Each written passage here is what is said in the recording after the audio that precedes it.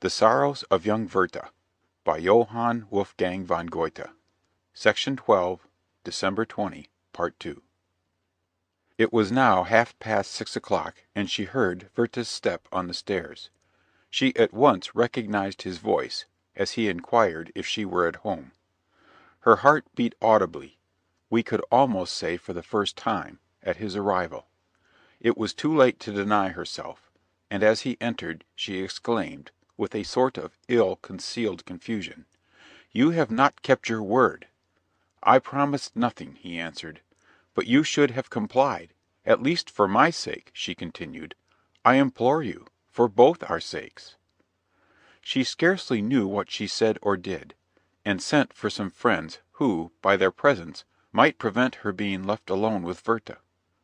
He put down some books he had brought with him, then made inquiries about some others, until she began to hope that her friends might arrive shortly, entertaining, at the same time, a desire that they might stay away. At one moment she felt anxious that the servant should remain in the adjoining room. Then she changed her mind. Werther, meanwhile, walked impatiently up and down. She went to the piano, and determined not to retire. She then collected her thoughts, and sat down quietly at Werther's side, who had taken his usual place on the sofa. "Have you brought nothing to read?" she inquired. He had nothing.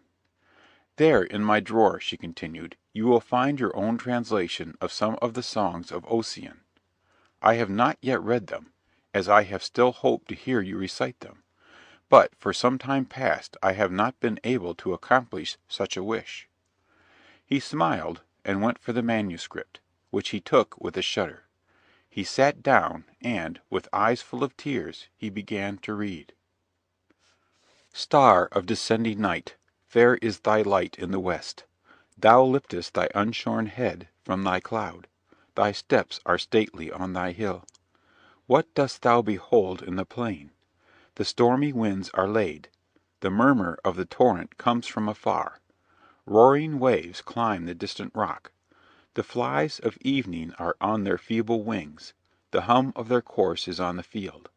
What dost thou behold, fair light? But thou dost smile and depart. The waves come with joy around thee. They bathe thy lovely hair. Farewell, thou silent beam. Let the light of Ossian's soul arise." And it does arise in its strength. I behold my departed friends. Their gathering is on Laura, as in the days of other years. Fingal comes like a watery column of mist. His heroes are around. And see the bards of song, grey haired Ullin, stately Ryno, Alpin with the tuneful voice, the soft complaint of Minona. How are ye changed, my friends, since the days of Selma's feast, when we contended, like gales of spring as they fly along the hill, and bend by turns the feebly whistling grass. Minona came forth in her beauty, with downcast look and tearful eye. Her hair was flying slowly with the blast that rushed unfrequent from the hill. The souls of the heroes were sad when she raised the tuneful voice. Oft had they seen the grave of Salgar, the dark dwelling of white-bosomed Colma. Colma, left alone on the hill, with all her voice of song. Salgar promised to come, but the night descended around. Hear the voice of Colma, when she sat alone on the hill. Colma, it is night. I am alone, forlorn on the hill of storms. The wind is heard on the mountain. The torrent is howling down the rock. No hut receives me from the rain, forlorn on the hill of winds. Rise, moon, from behind thy clouds. Stars of the night, arise. Lead me, some light, to the place where my love rests from the chase alone. His bow near him unstrung, his dogs panting around him. But here I must sit alone by the rock of the mossy stream. The stream and the wind roar aloud. I hear not the voice of my love. Why delays my Salgar? Why the chief of the hill his promise? Here is the rock and here the tree. Here is the roaring stream. Thou didst promise with night to be here. Ah, whither is my Salgar gone? With thee I would fly from my father, with thee from my brother of pride. Our race have long been foes. We are not foes, O Salgar. Cease a little while, O wind! Stream, be thou silent awhile! Let my voice be heard around, let my wanderer hear me. Salgar! It is Colma who calls. Here is the tree and the rock. Salgar, my love, I am here. Why delayest thou thy coming? Lo, the calm moon comes forth. The flood is bright in the vale. The rocks are gray on the steep. I see him not on the brow. His dogs come not before him with tidings of his near approach. Here I must sit alone. Who lie on the heath beside me? Are they my love and my brother? Speak to me, O my friends. To Colma they give no reply. Speak to me, I am alone. My soul is tormented with fears. Ah, they are dead. Their swords are red from the fight. O my brother, why hast thou slain my Salgar? Why, O Salgar, hast thou slain my brother? Dear were ye both to me. What shall I say in your praise? Thou wert fair on the hill among thousands. He was terrible in fight. Speak to me, hear my voice. Hear me, sons of my love.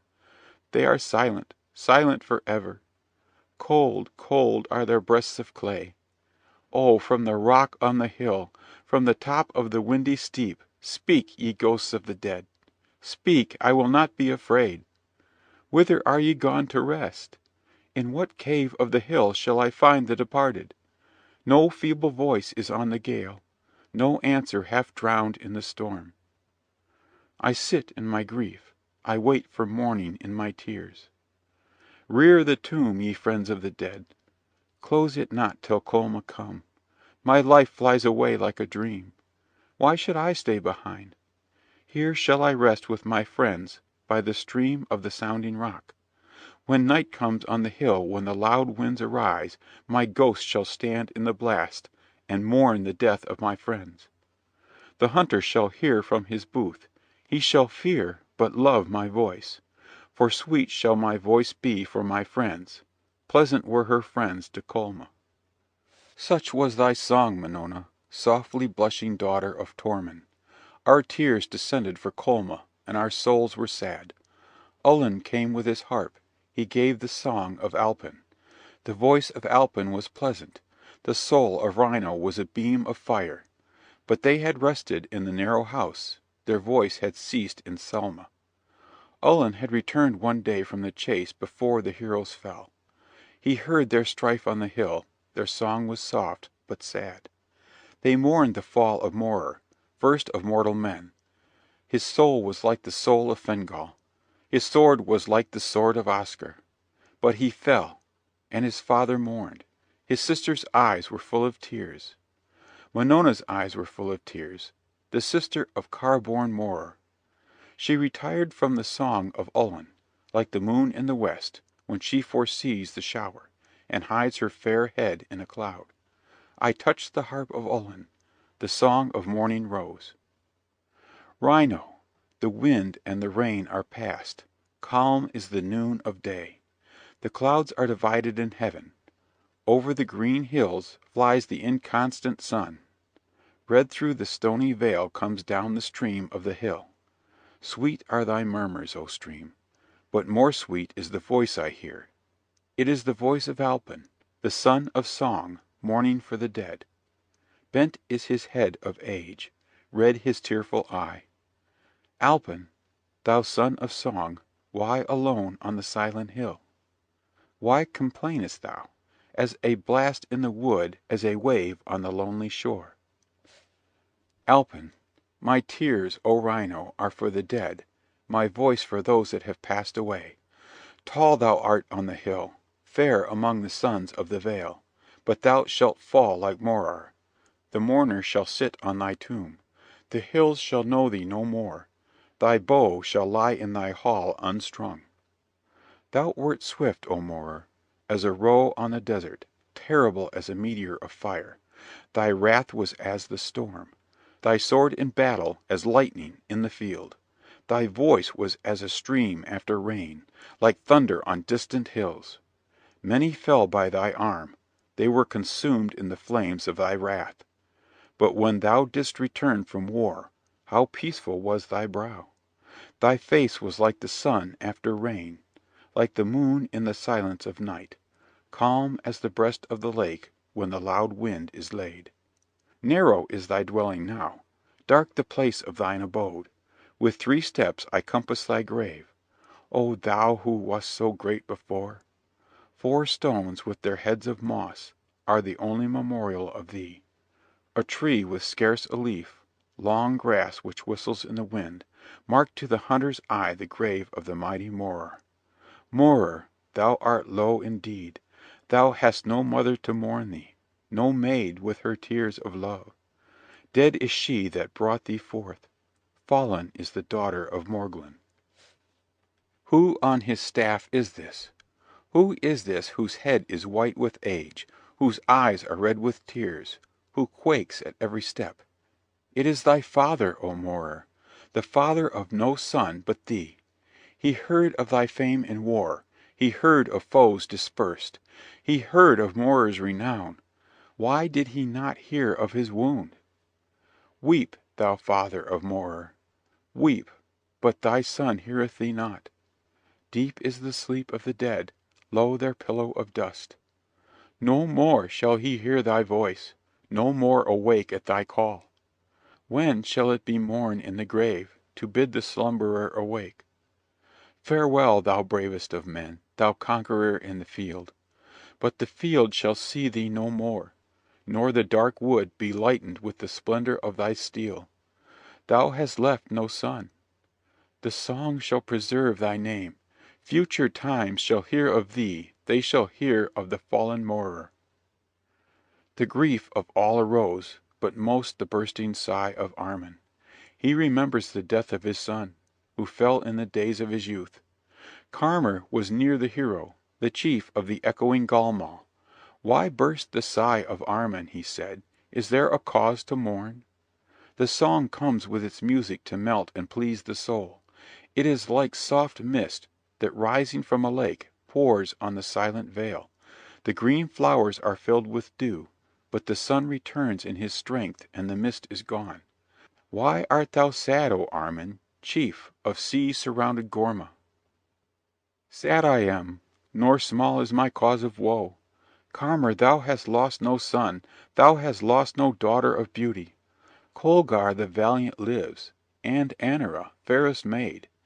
The boughs of thy house ascend, O Carmer, but Armin is the last of his race. Dark is thy bed, O Dara, deep thy sleep in the tomb. When shalt thou wake with thy songs, with all thy voice of music? Arise, winds of autumn, arise, blow along the heath. Streams of the mountains roar, roar tempests in the groves of my oaks.